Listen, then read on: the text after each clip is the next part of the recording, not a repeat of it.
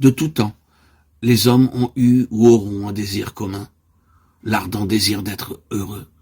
Ils reçoivent favorablement tout ce qui leur procure du plaisir et délaissent ce qui, par contre, les rend tristes. Mais comment se fait-il que cette quête du bonheur n'ait jamais pu aboutir? C'est parce que pour être heureux, il y a une condition. Aucune âme chargée par un quelconque fardeau ne peut être heureuse. Si nous aspirons à cette réelle joie qui ne passe pas, nous devons nous défaire de nos fardeaux.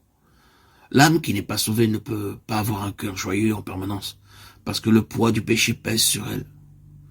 Mais celui qui est allé vers Christ et qui a reçu le pardon et la purification de ses péchés, pourquoi ne fait-il pas l'expérience constante de cette vie si heureuse à laquelle il s'attendait?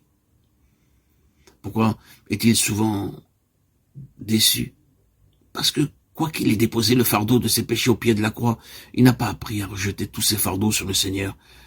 Et les fardeaux quotidiens pèsent sur lui et chassent la joie dans sa vie. Le chrétien doit être soulagé de toute anxiété pour expérimenter la joie, afin que le nom qu'il porte ne puisse pas être blâmé. Nous devons admettre qu'une vie sans joie n'est pas la volonté de Dieu pour son peuple. Toutefois, combien expérimentent une vie véritablement joyeuse? Dans sa parole, il apporte une claire réponse à ce problème. Lisons attentivement une phrase après l'autre les quelques versets que nous avons choisis pour notre méditation. Philippiens 4, 4 à 7.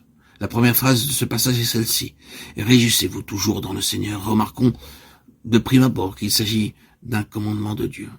Dieu a-t-il jamais commandé une chose qu'il nous soit impossible d'observer? Jamais. Le seul fait d'un commandement divin prouve que l'obéissance est toujours possible.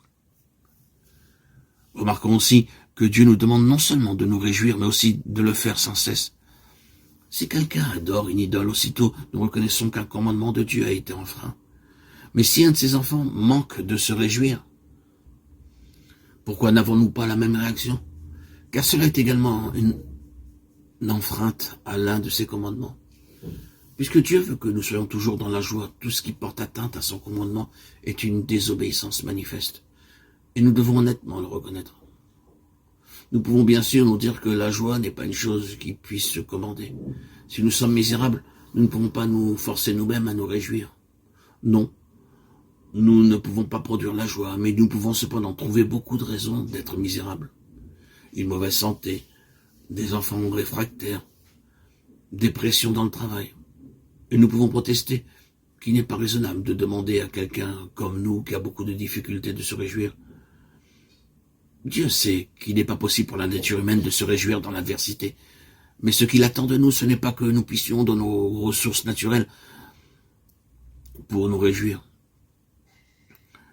ni de le faire en raison des circonstances favorables, mais que le motif de notre joie soit dans le Seigneur.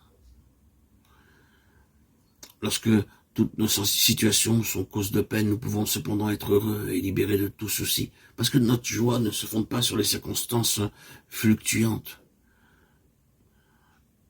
Elle ne dépend pas de nos ressources naturelles, mais elle a sa source en celui qui nous aime et qui est aussi l'objet de notre amour. En raison de notre tempérament instable, un jour conscient de son amour et le jour d'après l'oubliant, Paul réitère à nouveau son exhortation, je le répète, réjouissez-vous. Dieu doit avoir un peuple joyeux, c'est pourquoi il accompagne sa parole d'un commandement et qu'il insiste aussi sur une constante obéissance.